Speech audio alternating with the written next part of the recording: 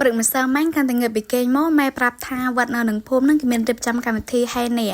គ្រាន់តែលឺម៉ែនិយាយអញ្ចឹងភ្លាមនឹកឃើញកាខ្លួនឯងនៅពីក្មេងៗឲ្យតែលឺថាមានកម្មវិធីហែនេះម្ដងសប្បាយចិត្តសុំម៉ែរៀបចំខ្លួនតាំងពីព្រឹកម៉ោង7ម៉ោង8អីតែតែការពិតគេហែនេះហ្នឹងគេហែម៉ោង3ម៉ោង4ឬក៏ម៉ោង2អីទៅក៏មិនតែអត់ទេរៀបចំខ្លួនចាំស្រែកតាំងពីព្រឹកហើយអង្គុយចាំនៅមុខផ្ទះហ្មងតែអ្នកម្ដងមុខផ្ទះចាប់ដើមរំភើបភ័យហើយបុកពើពើ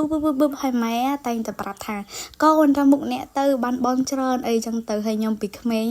គឺអត់ដែររំលងទៅឲ្យតែលឺថាមានកម្មវិធីចឹងគឺរំមុខអ្នករហូតឲ្យត្រូវដើររំតាំងពីភូមិរហូតទៅដល់វត្តទៅដល់វត្តហ្នឹងគេក៏មានកម្មវិធីត្រូវដង្ហែអ្នកតេសិនជំនាញព្រះវិហារ3ជុំទៅចូលទៅខាងខ្នងហើយដល់ពេលពួកខ្ញុំដែលក្មេងៗដែលកំដរអ្នកទៅក៏នាំគ្នាដើរមកផ្ទះវិញហើយមិនចិត្តឯណាអ្នកទាំងអស់គ្នាដើរតាំងពីវត្តរហូតមកដល់ផ្ទះគឺត្រូវរំលងពី3ភូមិមកបានដល់ភូមិដែលខ្លួនឯងនៅវិញតែសបាយមកអនុស្សាវរីយ៍ការក្មេងៗដែលអញភ្លេចបានហើយខ្ញុំមិនដឹងថាកម្មវិធីហើយអ្នកហ្នឹងអាចនៅបានយូរប៉ុណ្ណាទៀតទេដោយសារឥឡូវភាគច្រើនឃើញមាននៅទីជនបទដែលគិតនៅមានកម្មវិធីហ្នឹងនៅទីក្រុងអត់សូវឃើញមានទេ